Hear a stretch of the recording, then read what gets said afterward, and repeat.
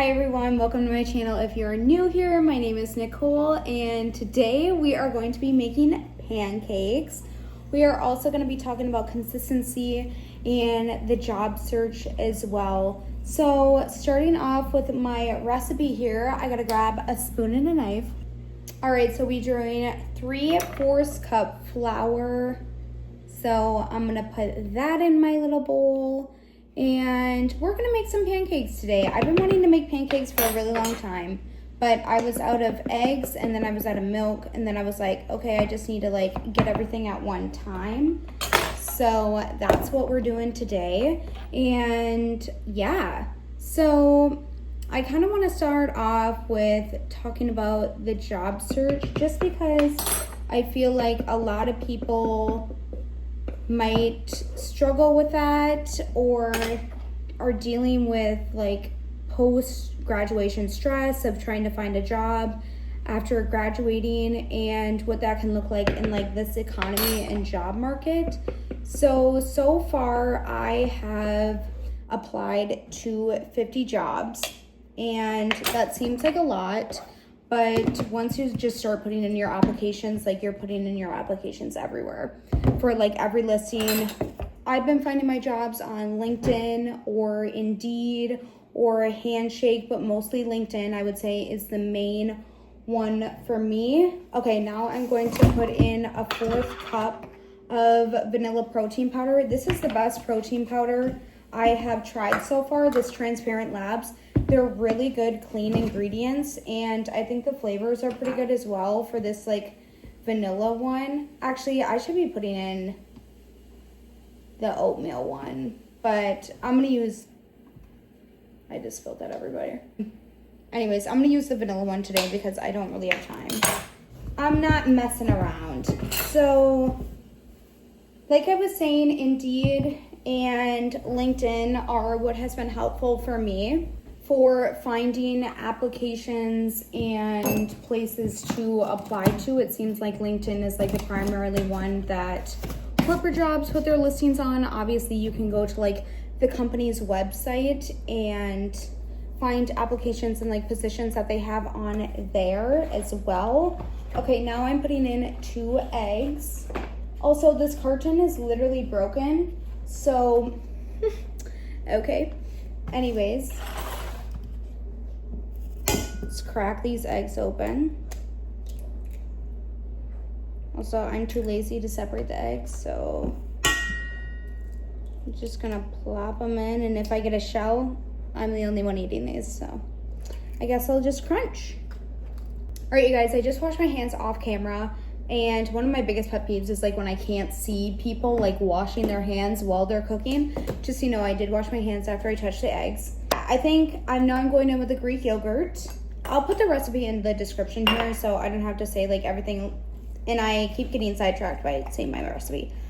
But as I was saying, those are where I've been finding applications and stuff, and things to consider would be when you're looking at a posting of okay, what's the salary? Is this fair for what it's starting at? How far away is it? Am I willing to commute there? Or I just got Greek yogurt on my pants. What the heck? Okay. So that's what I would say, considering about places on where to apply to and such. So like I said, I have applied to 50 jobs. I have gotten 3 phone interviews. I just got 1 interview for the second round, and this is a panel style, so it's a little intimidating, but I am going to show up obviously and try my best and show that I'm a good employee and a good worker. And that's all people really care about, is they want to know that you can show up and do your job and that you're reliable and trustworthy. So that is something to think about in that aspect of it can take a lot of applications even to get a few interviews. I mean, 50 applications seems like a lot for only 3 interviews because of how many companies are just either not hiring, or they're not entry-level positions, or you're a fresh grad and they're not really looking for somebody for fresh grad experience and they want somebody with a little bit more experience. So yeah, that is my update on the job search. I just got a second interview for my first position. out of those 50 jobs. Whoop whoop. So hopefully I get that, and just hoping for the best. I'm putting in baking powder and a pinch of salt now, and yeah, I'm gonna add the milk and the vanilla extract, and then these should get ready. I gotta turn my griddle on.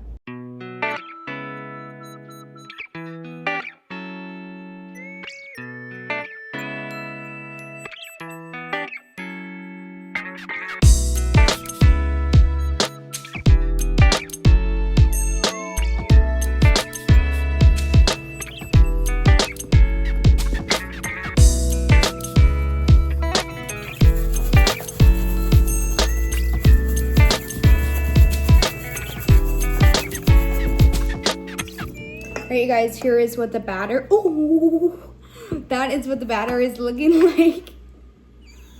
Alright, you guys, I got my spatula here, and I'm using a 1/4 cup to make my pancakes, but I know some people like chocolate chips in their pancakes, but I am not a fan of chocolate chips in my pancakes, I guess. I'd really just rather have them plain. I like the pancake flavor. I also like my pancakes pretty thick instead of thin. And so we're just gonna put these on the griddle and get flipping away. Flipping my flapjacks, I guess. So one thing I wanted to mention about consistency is with the job search, it really does take consistency to apply to applications and be putting in the work to be applying to places, and keeping consistent with keeping your hopes up and making sure that you are finding the right place for you and the right fit for you and what you want that job to look like and what you want your lifestyle to look like in the future. But as for when you are burnt out and dealing with consistency and an everyday basis type of thing, consistency I think gets confused with discipline a little bit, but they also go hand in hand. It is good to have consistency and be consistent in matters of when it matters to your health.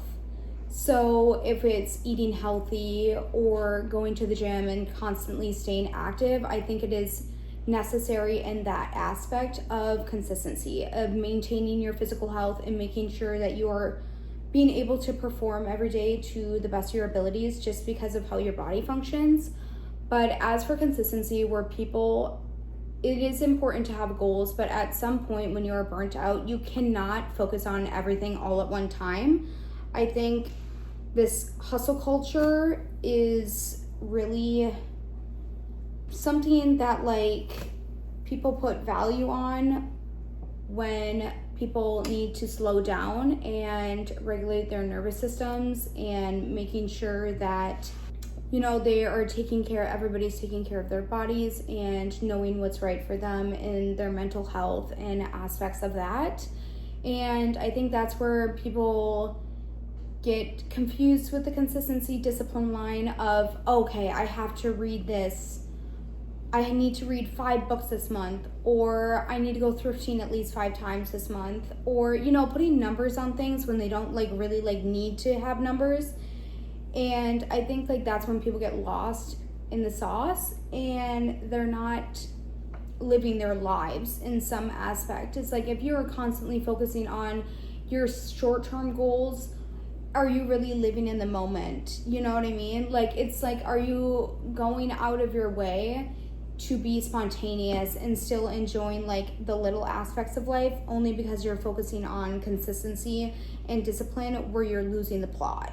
Another example of how people would use consistency in a negative way, because I don't think this side of consistency is talked about. I think a lot of people talk about consistency in the fact of discipline, and that you need to be go all the time, and that you need to be at the gym 5 days a week, and you need to be reading this many books a week, and you need to be constantly working on yourself and constantly working on your projects. But at what point does that cost you your mental health? Well, there's a lot of steam coming out from those pancakes, you guys. I'm sorry if that's ruining your view, but I think in that aspect of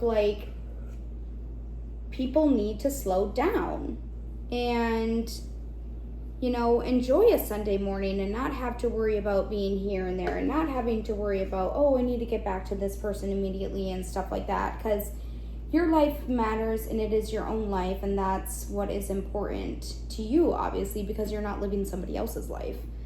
And I think there is something weird in this pancake, and I don't know what it is. I don't know what that is. What is it? It's a chunk of something? That's not going in. I think that's my main message with it, is that take the time to slow down, take the time to smell the flowers, you know, stuff like that. And I think it goes back to spontaneous. Like, if you want to go here at this certain time, know that you can do that because it is your life, and you don't have to, you know, be at X, Y, and Z responding to X, Y, and who. And you are able to, you know, cut off people if you need to cut off people. It is your friendships that you are focusing on your life, and it's that common saying of like, your friends are who you are, and they are really big. Friends is a really big thing, to where, you know, if you need better friends, get better friends, because those people are there to support you. They're not there to, you know, not support you and not be there for you. You want people to be able to show up for you, and you need to show up for them. And friendships are basically like maintaining relationships in that aspect, to where you have to put in effort. You have to be consistent, again, with talking to people to be able to maintain the relationship. But it also doesn't mean planning everything in advance. It could be, oh, let's come over and have like a quick little bite to eat together on a random Tuesday, you know? And that goes into consistency of having to have everything planned, because it doesn't so fit in your schedule, which it's okay to have flexibility. It's okay for plans to change. And that is something I'm working on all the time, is being flexible and working on change, and realizing that it's going to be okay if plans change, and maybe they end up for the better. I feel like the friendship dates that are like spontaneous and like weren't planned are like the most fun ones, because they were just like on the spot. I've had some friendship plans recently with some friends that were spontaneous, and they were funner than the planned ones, you know? So I think people need to allow themselves a little bit of slack. I think everybody needs to, you know, have a moment and be like, is this fulfilling me? Is this giving me joy?